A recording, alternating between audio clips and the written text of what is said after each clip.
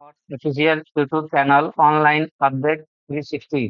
दोस्तों, आज इस वीडियो में हम बात करेंगे कि स्टेप बाय स्टेप की आरआरबी जेई का फॉर्म ऑनलाइन आवेदन कैसे करना है, क्या क्या जानकारी फिल करनी होगी, इन सभी के बारे में डिटेल में बात करेंगे। जैसा कि आप देख पा रहे हैं कि ये आरआरबी के द्वारा जारी किया गया एक ऑफिशियल नोटिफिकेशन है, जिसमें अप्लाई डेट जो दिया गया है 30 अक्टूबर है और लास्ट डेट जो दिया गया है 30 नवंबर तक है। इसमें लास्ट फी पेमेंट डेट दिया गया है जो आप 2 दिसंबर तक फी को पेमेंट कर सकते हैं। अगर आपके एप्लीकेशन में कुछ गलत हो जाता है तो आप 3 दिसंबर से 12 दिसंबर तक आप इसको करेक्शन कर सकते हैं। उसके बाद इसमें दोस्तों दिया गया है कि इनिशियल पे जो है वो 35,400 दिया गया है।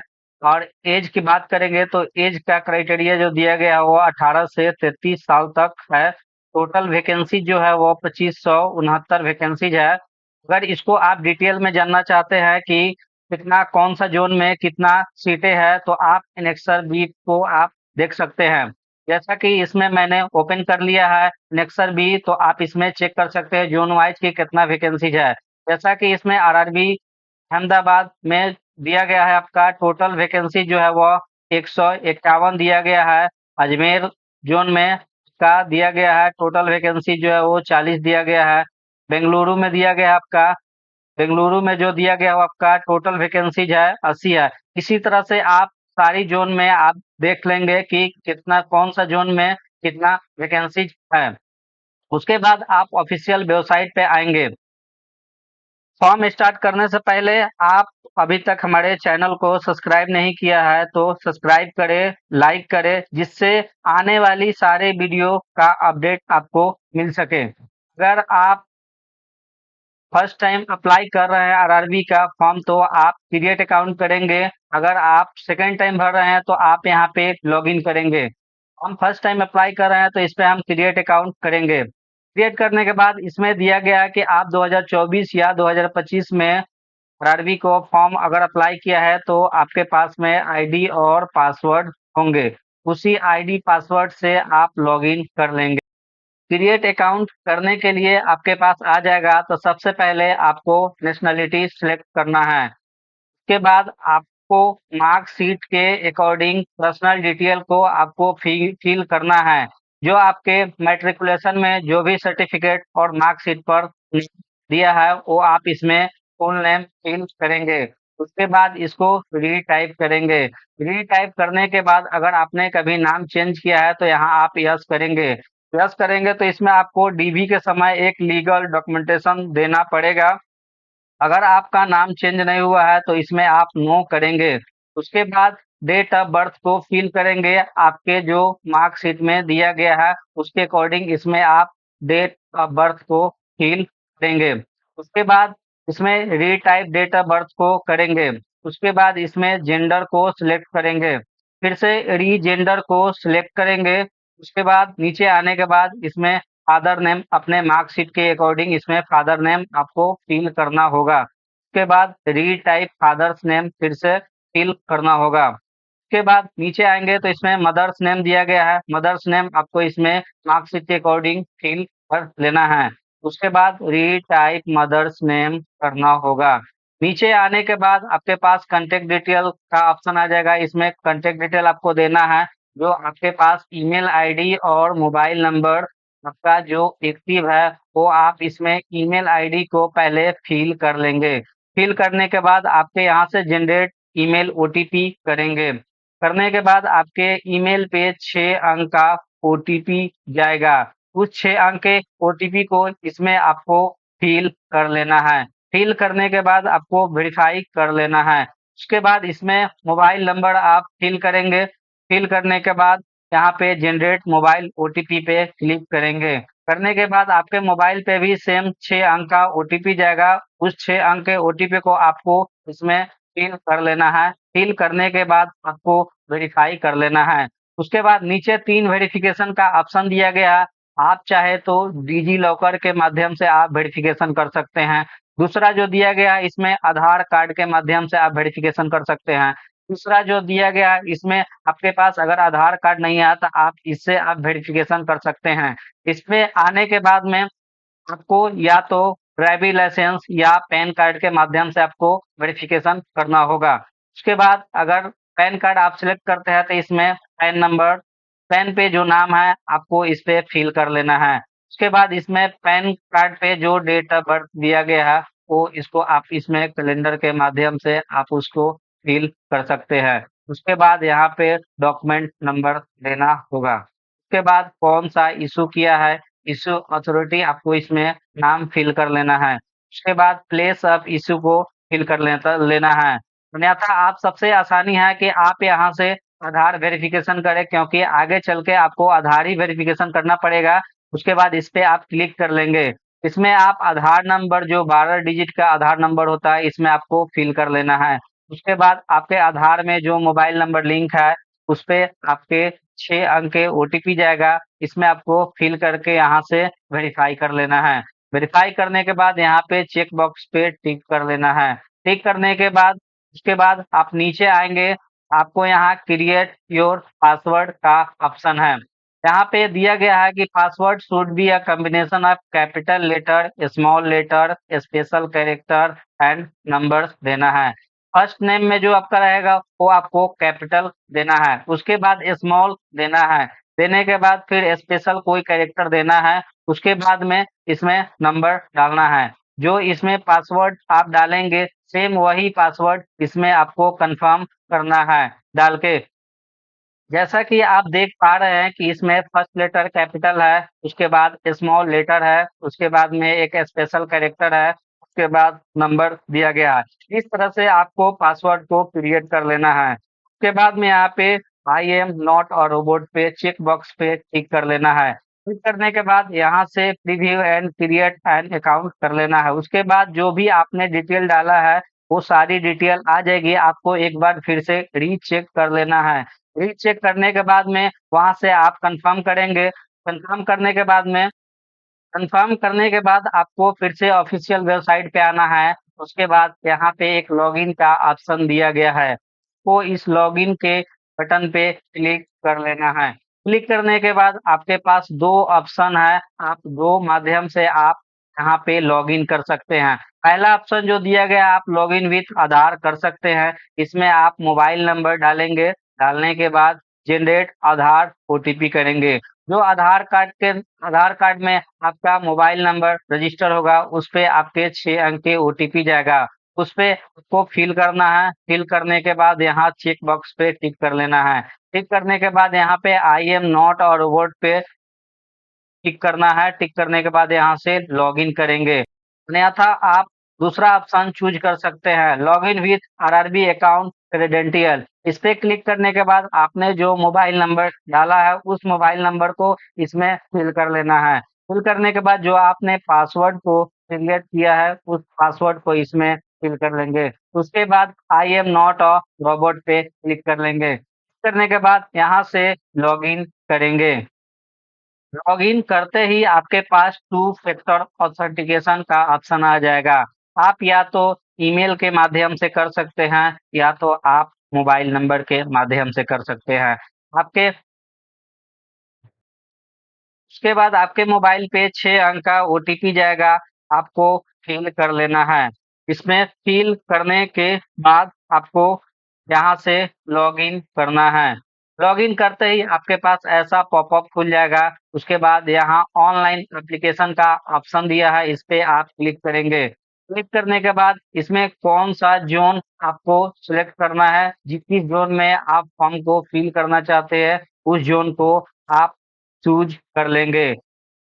उसके बाद चूज़ करने के बाद यहाँ पे I am not currently debarred by any RRB पे चेक बॉक्स पे टिक कर लेना है। टिक करने के बाद उसके बाद नीचे में भी इस पे भी टिक कर लेना है। टिक करने के बाद नेक्स्ट यहाँ से करने के बाद आपका ऐसा फिर से पॉपअप खुल जाएगा। ऊपर में आपका सारी डिटेल दिया गया है जो आपने रजिस्ट्रेशन के समय फिल किया था। उसके बाद इसमें मैरिटल स्टेटस को चूज़ करेंगे। आप शादीशुदा हैं या बिना शादीशुदा हैं। अगर शादीशुदा है तो आप मैरिड चूज़ करेंगे। अगर शादी नहीं हुआ है तो आप अनमैरिड को चूज़ कर लेंगे।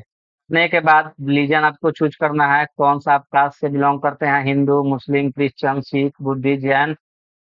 जिस कैटेगरी से आप बिलोंग करते हैं उस कास्ट को आपको इसमें चूज कर लेना है। करने के बाद में मदर टंग को आपको सिलेक्ट करना है। आपकी मातृभाषा क्या है वो आप चूज कर लेंगे। करने के बाद फिर इसमें किस लैंग्वेज में आप एग्जाम देना चाहते हैं, जिस लैंग्वेज में आप एग्जाम देना चाहते हैं उससे आपको चूज कर लेना है। आप चाहे तो इंग्लिश या हिंदी, चाहे गुजराती, बंगाली, जिस लैंग्वेज में आप कंफर्टेबल है उस लैंग्वेज में आपको इसमें चूज कर लेना है। करने के बाद इसमें permanent visual mark of identification first जाएगा। इसमें आपको, इसका मतलब होता है कि आपके बॉडी पे कोई कट मार्क, चाहे कील का निशान, कोई चीज हो तो आप इसमें आप फिल करेंगे। उसके बाद फिर से इसमें भी आपको इसमें भी देना है। उसके बाद में नीचे आएंगे तो कम्युनिटी डिटेल्स में आएंगे, इसमें आपको क्लिक करेंगे तो इसमें आपका 5 कैटेगरी दिया गया है। कौन सा आप कैटेगरी से बिलोंग करते हैं इसमें आपको सिलेक्ट करना है। ईवर से है या एससी से है, एसटी से है, ओबीसी से है, ईडब्ल्यू से है।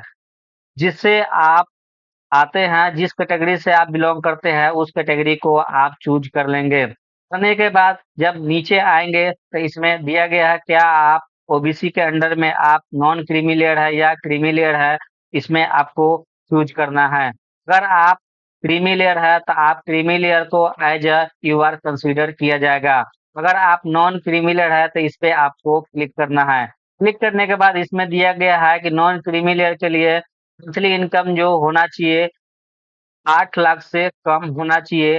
जो आपका एनसीएल बना होगा वो आपका डेट 1/4/2025 के बाद होना चाहिए और 30/11/2025 से पहले बना होना चाहिए। यानी कि करेंट ईयर का इसमें मांग रहा है एनसीएल, आपको करेंट ईयर का ही बना के आपको देना है।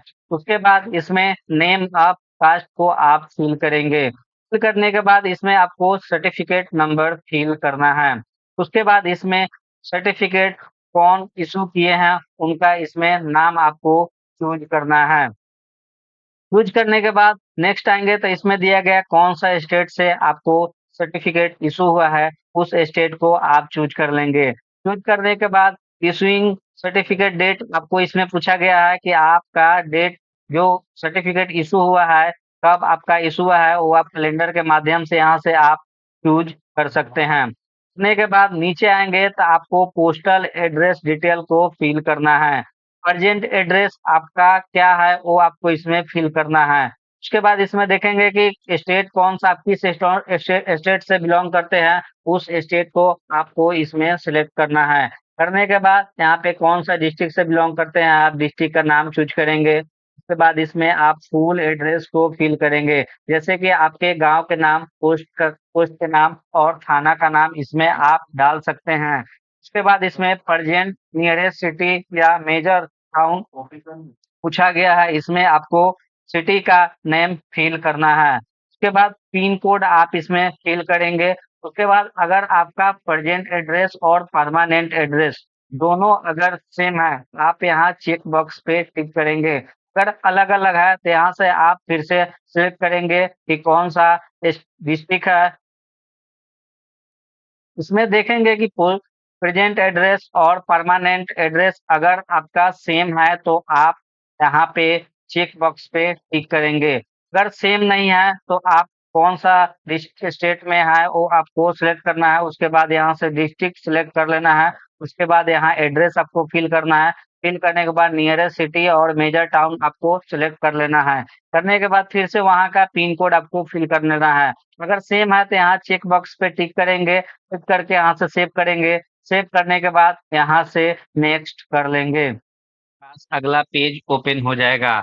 आप यहाँ देखेंगे कि पूछ रहा है कि आप एक सर्विसमैन हैं, अगर है तो आप इसमें यस करेंगे। यस करने के बाद आप किस डिफेंस सर्विस में आते हैं इसमें आपको चूज कर लेना है। चूज करने के बाद में यहाँ आपको किस रैंक पे आया था वो आपको रैंक को चूज कर लेना है। उसके बाद में यहाँ डेट ऑफ एंट्री को आपको इसमें फिल कर देना है। कब आप डेट ऑफ एंट्री किए थे उस डेट ऑफ एंट्री को इस कैलेंडर के माध्यम से आप फिल कर लेंगे। उसके बाद क्या आप अभी डिफेंस सर्विस के लिए अभी तक हैं तो इसमें आप यस करेंगे, अगर डिफेंस सर्विस में आप नहीं हैं तो इसमें आप नो करेंगे। उसके बाद इसमें अगर आप एक सर्विसमैन हैं तो आप यहाँ से नो कर लेंगे। नो करने के बाद नीचे आएंगे तो इसमें दिया गया है क्या आप पर्सन विद बेंचमार्क डिसेबिलिटी है, तो आप इसमें अगर है तो यहाँ पे यस करेंगे।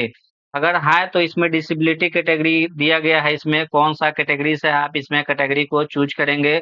उसके बाद सब डिसेबिलिटी कैटेगरी आया है, इसमें सब डिसेबिलिटी कैटेगरी को आपको चूज कर लेना है। उसके बाद परसेंटेज ऑफ डिसेबिलिटी को इसमें आपको फिल करना है। उसके बाद पीडब्ल्यूबीडी सर्टिफिकेट नंबर आए आपके पास तो आप इसको इसमें फिल कर लेंगे। फिल करने के बाद पीडब्ल्यूबीडी सर्टिफिकेट नंबर का इशू कब हुआ था उस डेट को इसमें आपको कैलेंडर के माध्यम से आपको फिल कर लेना है। उसके बाद करने के बाद यूडीआईडी नंबर आपको इसमें फिल करना है।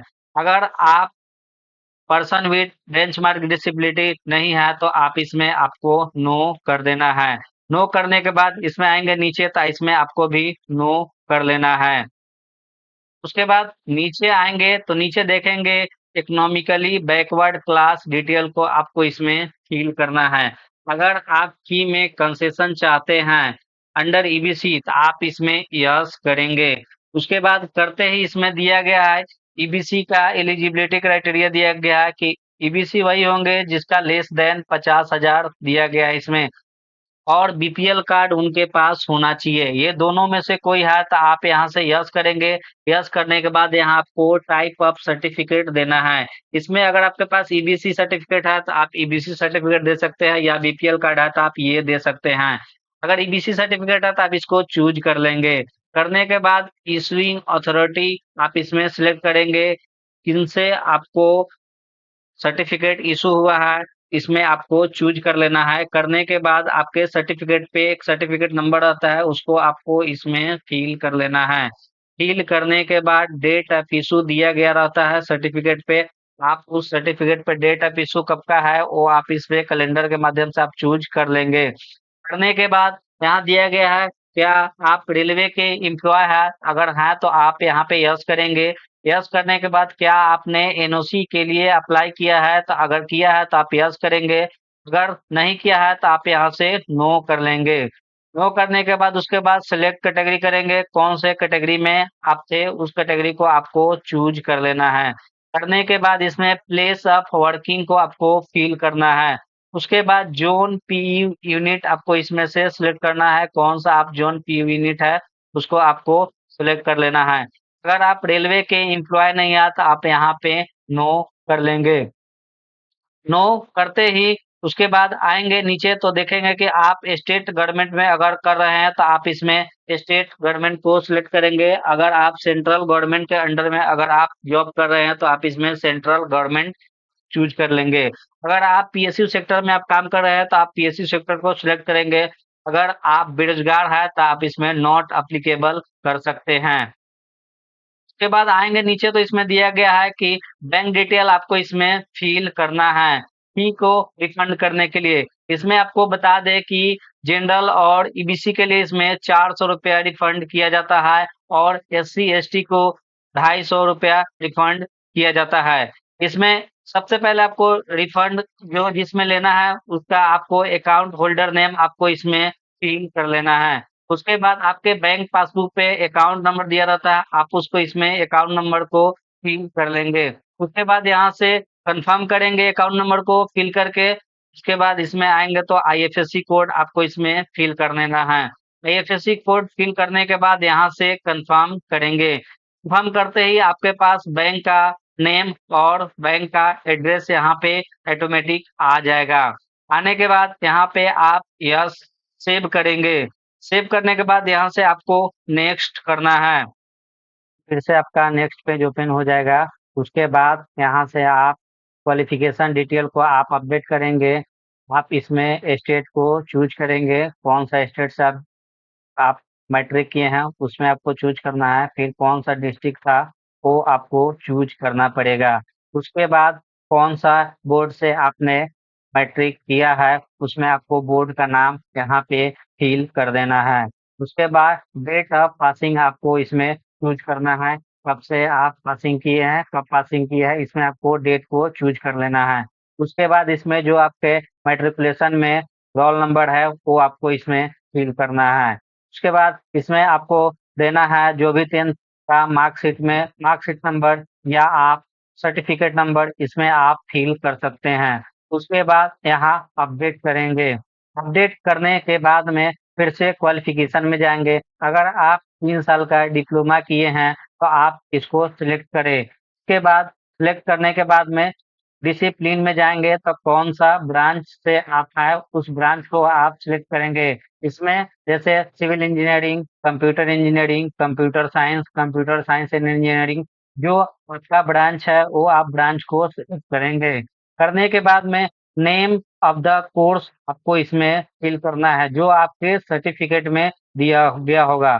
उसके बाद आप स्टेट को चूज करेंगे। जो आप स्टेट से डिप्लोमा किए हैं उस स्टेट को आप चूज करेंगे। उसके बाद डिस्ट्रिक्ट को आप चूज करेंगे कौन सा डिस्ट्रिक्ट से आप किए हैं। उसके बाद नेम ऑफ कॉलेज या नेम ऑफ यूनिवर्सिटी आप इसमें फिल करेंगे।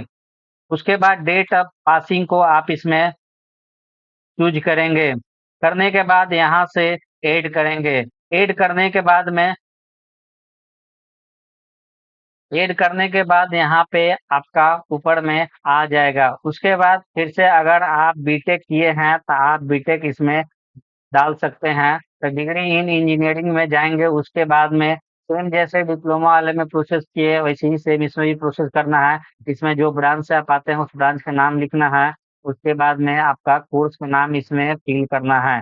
उसके बाद स्टेट को इसमें चूज करना है कौन सा स्टेट से आप किए हैं उसको आपको चूज कर लेना है। उसके बाद डिस्ट्रिक्ट को आप सिलेक्ट करेंगे कौन सा डिस्ट्रिक्ट से आपने बीटेक किया है उसमें आप चूज कर लेंगे। उसके बाद नेम ऑफ कॉलेज और यूनिवर्सिटी का नाम में इसमें फिल करेंगे। उसके बाद डेट ऑफ पासिंग को इसमें चूज करेंगे। जितना परसेंटेज आया है आपका उसको आप इसमें फिल करेंगे।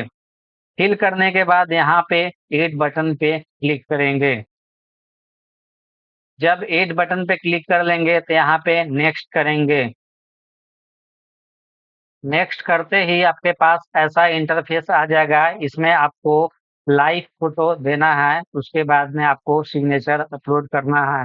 लाइव फोटो के लिए आपके पास कुछ टर्म्स एंड कंडीशन है जो कि आपके व्हाइट बैकग्राउंड होना चाहिए और आप जो ड्रेस पहनेंगे उसमें आप डार्क पहन सकते हैं। उसके बाद अच्छी लोकेशन होना चाहिए, अच्छी लाइटिंग होना चाहिए और प्लेन बैकग्राउंड होना चाहिए। उसके बाद कैमरा के पोजीशन आप सीधा रखें। उसके बाद यहाँ से आप सैंपल ऑफ व्यू देख सकते हैं। इसमें कि किस तरह से आप ले सकते हैं। इसमें आप नहीं तो आप चश्मा लगा के लाइव कैप्चर कर सकते हैं, नहीं तो आप जो है ज़्यादा नज़दीक करके आप कर सकते हैं या आप टोपी पहन के नहीं कर सकते हैं। इसमें दिया गया है कि आप इस तरह से आप कर सकते हैं। उसके बाद यहाँ पे आपके पास 2 ऑप्शन दिया गया है। आप 2 ऑप्शन के माध्यम से आप कर सकते हैं। आपके पास अगर वेब कैमरा है तो आप इसके माध्यम से कर सकते हैं, अन्यथा आपके पास अगर मोबाइल है तो मोबाइल से कर सकते हैं। उसके बाद इस पे क्लिक करने के बाद यहाँ पे दिया गया है कि आप इसको स्कैन करेंगे। स्कैन करने के बाद इसके ऑफिशियल वेबसाइट पे जाएगा। ऑफिशियल वेबसाइट पे जाने के बाद में आपको अकाउंट को लॉगिन कर लेना है। लॉगिन करने के बाद में लाइव इमेज को आपको अपलोड कर देना है। में यहाँ पे नीचे आएंगे तो यहाँ पे कुछ इंस्ट्रक्शन दिया गया है सिग्नेचर अपलोड के लिए। सबसे पहले कि आपको व्हाइट पेपर होना चाहिए और ब्लैक पेन से आप सिग्नेचर करें, जिसका साइज रहेगा 50 mm इंटू 20 mm रहेगा। आप सिग्नेचर को जेपीजे और जेपीईजी फॉर्मेट में आप इसको कर सकते हैं। उसके बाद डायमेंशन इसमें मांग रहा है कि 50 mm से 50 mm इंटू 20 mm या आप 140 इंटू 60 पिक्सल रख सकते हैं। और सिग्नेचर का जो साइज है वो आपका 30 KB से 50 KB के बीच में आपको अपलोड करना है। उसके बाद यहाँ आने के बाद चेक बॉक्स पे टिक करेंगे। क्लिक करने के बाद यहाँ से सेव करेंगे।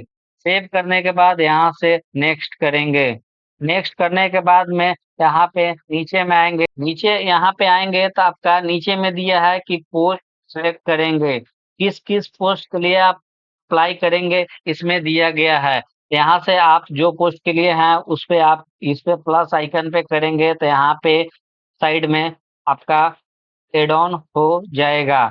यहाँ पे जो जो चाहिए उस पे हम क्लिक कर देंगे। करने के बाद नीचे आएंगे, नीचे आने के बाद यहाँ पे चेक बॉक्स पे टिक करेंगे।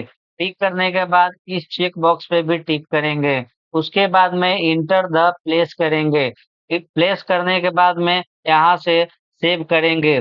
सेव करने के बाद में रिव्यू एप्लीकेशन करेंगे। जैसे ही प्रीव्यू एप्लीकेशन करेंगे वैसे ही आपका ऐसा इंटरफेस आ जाएगा। ऊपर में सारी डिटेल दिया गया है, आप उसको एक बार चेक कर ले कहीं गलती तो नहीं है। अगर गलती है तो आप यहाँ से एडिट कर ले।